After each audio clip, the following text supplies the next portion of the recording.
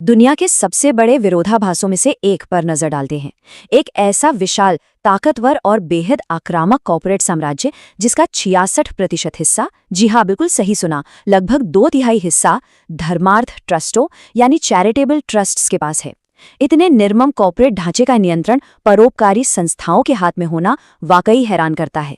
तो चलिए आज के इस विश्लेषण में इसी दिलचस्प पहेली को मिलकर सुलझाते हैं। सोर्स मटेरियल के आधार पर आज हम टाटा साम्राज्य की आंतरिक संरचना की गहराइयों में उतरेंगे। हम ये देखेंगे कि आखिर कैसे रतन टाटा ने एक बटे हुए और दिशाहीन से दिखने वाले दिग्गज ग्रुप को एक एकजुट ग्लोबल पावर हाउस में बदल दिया।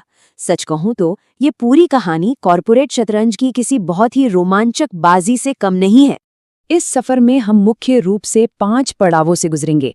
सबसे पहले बात करेंगे एक बटे हुए कॉर्पोरेट साम्राज्य की, फिर देखेंगे रिटायरमेंट को कैसे एक रणनीतिक हथियार की तरह इस्तेमाल किया गया। उसके बाद परोपकारी स्वामित्व की उस अजीब पहेली को समझेंगे, फिर जानेंगे कि कैसे प्रॉफिट और पर्पस एक साथ मिले, और आखिर में बात होगी the global Tata end game की। कुल मिलाकर अंदरूनी खींचतान से लेकर ग्लोबल सफलता तक का पूरा सफर। तो चलिए सबसे पहले बात करते हैं उस दौर की जब ये कॉर्पोरेट साम्राज्य कई हिस्सों में बटा हुआ था। साल 1991, 54 साल के रतन टाटा ने इस विशाल समूह के चेयरमैन का पद संभाला।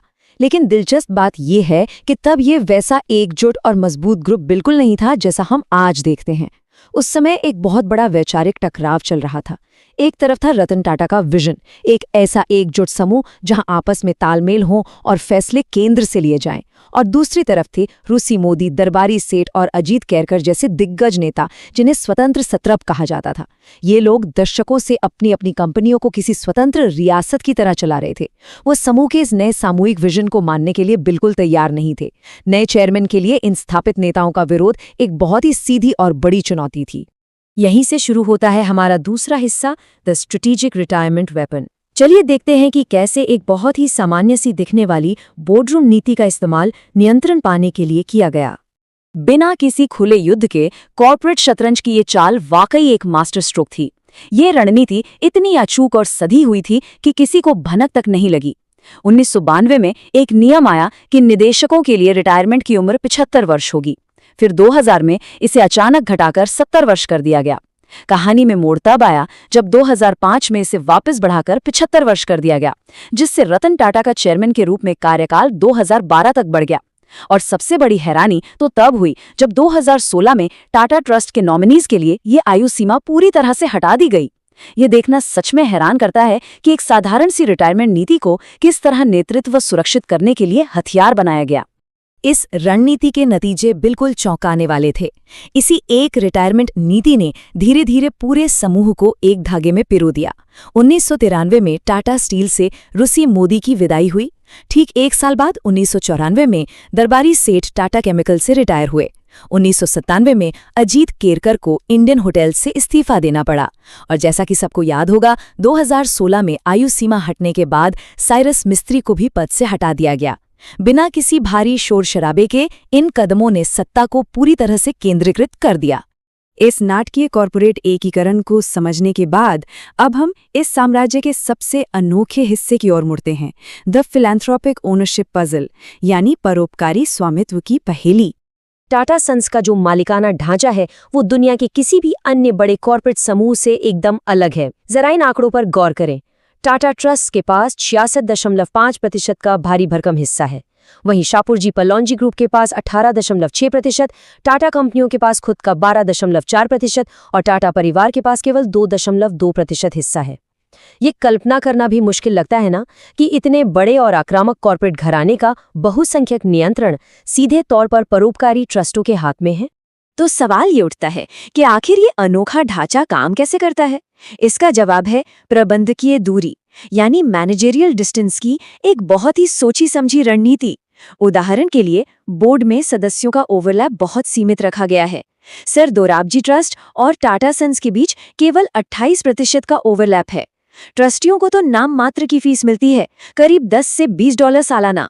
और सबसे अहम बात, चैरिटी और व्यापार के बीच सख्त नीतियां लागू हैं, जिन्हें चाइनीज वॉल्स कहा जाता है। कुल मिलाकर ये ढांचा सुनिश्चित करता है कि परोपकारी उद्देश्य कभी भी रोजमर्रा के कॉर्पोरेट कामों में सीधा दखल न दे। और यही बात हमें हमारे अगले विषय पर ले आती है, प्रॉफिट मीट्स पर्पस, जहां मुनाफा और उद्देश्य एक साथ मिलते हैं। वैश्विक बाजार में जहां भयंकर गलाकाट प्रतिस्पर्धा है, वहां सामाजिक भलाई के प्रति अटूट रहना एक बहुत बड़ा विरोधाभास है। टाटा समूह का एक स्पष्ट और अडिग नियम है, भ्रष्टाचार के खिलाफ सख्त जीरो टॉलरेंस नीति। छोटे मोटे सुविधा शुल्क या फैसिलिटेशन पेमेंट्स को भी यहां पूरी तरह से नकारा जाता है। सोर्सेज के मुताबिक इस सख्त नैतिकता के कारण कभी-कभी उनका कुछ क्षेत्रों में विकास धीमा जरूर हो जाता है, लेकिन लंबे समय में ये कंपनी को भ्रष्टाचार से बचाता है और ब्रांड के लिए असीम विश्वास पैदा करता है। ये एक ऐसा ट्रेड ऑफ है जो अंततः उन्हीं के पक्ष में काम करता है। इस शासन मॉडल की सफलता को अगर एक आंकड़े में समेटना हो तो वो आंकड़ा है $170 मिलियन। साल 2010 से 2011 के बीच टाटा समूह और ट्रस्टों का संयुक्त परोपकारी खर्च इतना ही था। और ये कोई छोटी रकम नहीं है, ये उनके कुल शुद्ध लाभ का 3 से 6% हिस्सा था। इतनी भारी भरकम चैरिटी इस बात का सीधा सबूत है कि एक सफल व्यावसायिक रणनीति सामाजिक जिम्मेदारी के साथ भी बेहतरीन तरीके से काम कर सकती है। अब हम इस विश्लेषण के आखिरी चरण में आते हैं, the global Tata end game. चलिए देखते हैं कि कैसे इस नैतिक रूप से मजबूत समूह ने विश्व स्तर पर अपना विस्तार किया। एक बार जब घर के अंदर एक मजबूत और एकीकृत ढांचा बन गया, तब टाटा ने आक्रामक तरीके से दुनिया भर में अपना परचम लहराना शुरू किया। उन्होंने कई बड़े पश्चिमी ब्रांड्स खरीदे। साल 2000 में टेटली टी, 2007 में कोर स्टील और 2008 में जैगुआर लैंड रोवर का ऐतिहासिक अधिग्रहण हुआ। साथ ही बेहद किफ़ायती नैनो कार का भी विकास किया गया। नतीजा क्या हुआ? आज समूह का 50% से अधिक राजस्व भारत के बाहर से आता है। एक बिखरे हुए समूह से ग्लोबल पावर हाउस बनने का ये सच में एक शानदार सफर है। अगर अभी भी किसी को इस ट्रस्ट आधारित मॉडल और एकीकरण रणनीति की वित्तीय सफलता पर थोड़ा सा भी संदेह है, तो ये आंकड़े सारी तस्वीर साफ कर देते हैं। 2004 से 2011 के बीच जहां बीएसई इंडेक्स 406% बढ़ा, वहीं इसी दौरान टाटा कंपनियों की मार्केट वैल्यू 520% तक उछल गई।